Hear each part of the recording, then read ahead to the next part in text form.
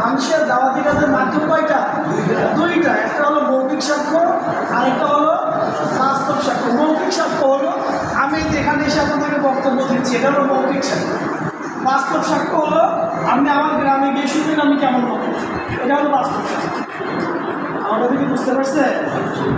কথা তো সবাই সুন্দর বলতে পারে, কিন্তু সুন্দর আমলের জায়গা যে কথা কিন্তু সুন্দর আমল করতে পারবে সেটার নাম হলো কি সাক্ষ্য? বাস্তব সাক্ষ্য। এই জন্য কর্মী হোক অথবা সমর্থক হোক অথবা সাধারণ মানুষ হোক, মাথায় রাখতে হবে আমি যা বলি বা যা শুনি এই অনুযায়ী আমার আমল কতটুকু, যার আমলের পাল্লাটা, আমলের স্কেলটা আল্লাহর কাছাকাছি পৌঁছবে, আল্লাহর সন্তুষ্টির দিকে এগোবে, সে তত সফল হবে। নতুন হলেও সমস্যা নয়, কর্মী থাকলেও সমস্যা নেই, তবে মান উন্নয়নের জন্য এগিয়ে যেতে হবে। সাথী থাকলেও সমস্যা নেই, কর্মী থাকলে সমস্যা নেই। তবে একটা বিষয় খেয়াল করবে, একজন সমর্থক আর একজন সাথী, তাদের খোঁজ খবরের ফাঁক দিবা, নামাজ পড়েছেন কিনা এটা আপনি রিপোর্ট দেখেন, আপনি হাদিস করেছেন কিনা এটা আপনি রিপোর্ট দেখেন, আপনি আজকে কত ঘন্টা পড়ালেখা করেছেন আপনি রিপোর্ট দেখেন। তার মানে স্বাভাবিকভাবে দেখবেন যে লেখে আছে লেখে না, মানে এই জন্য আমি আপনাদেরকে যদি বলবো যারা সমর্থক আছে অথবা যারা কর্মী হয়েছি, আমাদের মূল কাজ হলো আমার আমলের জায়গা থেকে আমি আল্লাহর কত কাছাকাছি পৌঁছে গেছি সেটি কি করা যাবে ইনশাআল্লাহ, সেটি করবে।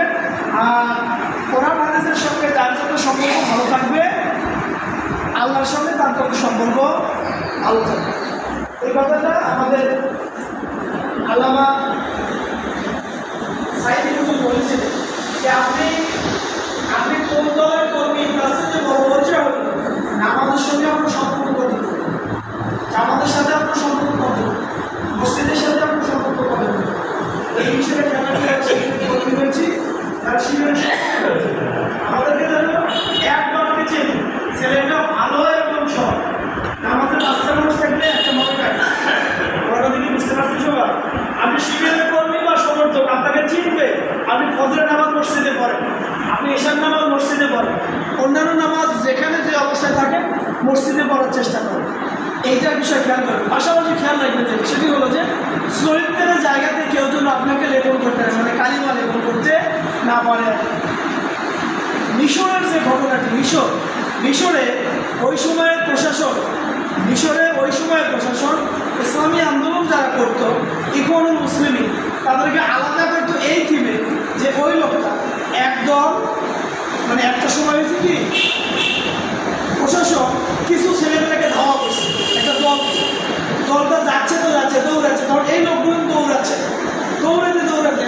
পাশ দিয়ে মহিলা যাচ্ছে, কি যাচ্ছে কিছু মহিলা যাচ্ছে, ওনারা পাশ ফিরে তাকালেন এবং দৌড়াতে থাকে। প্রশাসন থমকে দাঁড়ালো যে এরা ইখওয়ানুল মুসলিমিনের কর্মী হতে পারে না, যেই কর্মীগুলো মহিলার দিকে তাকায় তারা যাই হোক ইখওয়ানুল মুসলিমিনের কর্মী হতে পারে না। আপনাকে আমাকে কীভাবে জাস্টিফাই করবে? শিবিরের কর্মীর সাথে ব্যাপারে কথা বলিস, ও শিবিরের কর্মী, ওর ব্যাপারে ও তাহাজ্জুদ পূজা, ও ফজর নামাজ জামাতে পড়ে, এশায় জামাতে পড়ে, মানুষের মেয়ের দিকে চোখ তুলে তাকায় না, এই জন্য তাকায় না। এক সাহাবী এসে বলেন ইয়া রাসূলুল্লাহ আমি জিনা করতে পছন্দ করি। এক ব্যক্তি এসে রাসূল বলল ইয়া রাসূলুল্লাহ আমি জিনা করতে কি করি? পছন্দ করি। ওই ব্যক্তিকে আল্লাহ রাসূল বললেন তোমার কি মা আছে, তোমার কি বোন আছে? তুমি যার সাথে জিনা করো, শুধু কারো মা অথবা বোন, তোমার সাথে অন্য একজন ব্যক্তি যদি তোমার মায়ের সাথে জিনা করে তোমার অবস্থাটা কেমন হবে? সেই ব্যক্তি সাক্ষাৎ তওবা করলেন এবং আল্লাহ রাসূলকে ওয়াদা দিলেন যে আর কখনো এই কাজ করবে। এবং শিবিরের কর্মীর বৈশিষ্ট্য হল আমি মানুষের মেয়ের দিকে তাকাবো, আচ্ছা আমার তো মেয়ে আছে, আমি মানুষের বোনের দিকে তাকাবো, আমার তো বোন আছে, আমি মানুষের মায়ের দিকে তাকাবো, আমার তো মা আছে। শিবিরের কর্মীর অনুভূতিটা এই জায়গায় হবে। যদি এই জায়গায় করা যায় আমার বিশ্বাস এই শিবিরের কর্মী দিয়ে আমাদের এই বর্তমান সময়ের প্রজন্মকে কী করা যাবে? পরিবর্তন বা চেঞ্জ করা যাবে। এই জন্য আমি আপনাদেরকে বিনীতভাবে বলি আমাদের দাওয়াতের মাধ্যম হচ্ছে দুইটি। কয়টি? একটা হলো মৌখিক আর একটা হলো বাস্তব। মৌখিক হলো আমি যা শুনলাম এবং যা জানলাম, আর বাস্তব হলো আমি যা আমল করলাম। আসুন আল্লাহ সন্তুষ্টি তথা রেজামন্দি হাসিল করার জন্য, আল্লাহর দিন আল্লাহর জন্য বুলন্দ করার জন্য, আল্লাহ এই দিনের কাফেলাকে শানিত করার জন্য, আল্লাহ রাব্বুল আলামিন এবং আল্লাহ রাসূল সাল্লাল্লাহু আলাইহি ওয়াসাল্লাম মাধ্যমে যে পন্থা আমার কাছে পেশ করেছেন সেই পন্থাকে সামনে নিয়ে আমি যেন সুজলা সুফলা শস্য শ্যামলা বাংলাদেশকে একটি কোরআনের আলোকিত উজ্জীবিত একটি সমাজ হিসেবে গঠন করতে পারি। আমি যেন নিজে একজন কোরআনের কর্মী হয়, আমার মাধ্যমে যেন মানুষ কোরআনকে আমার মাঝে খুঁজে পায়, আমার মাধ্যমে যেন মানুষ আল্লাহ রাসূল সাল্লাল্লাহু আলাইহি ওয়াসাল্লামের বৈশিষ্ট্যগুলোকে আমার মাঝে খুঁজে পায়, তাহলে শিবির করার মাধ্যমে আমি সার্থকতা লাভ করব এবং জামাত করার মাধ্যমে আমি সার্থকতা লাভ করব।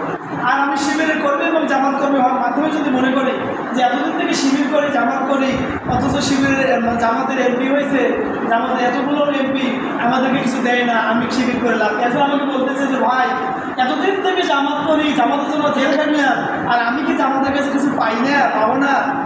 আমি বলেছি যে শোনেন, যদি পান তাহলে বুঝবেন আপনি প্রতিদান পাইলেন, পরকালে আর কিছু পাবেন না।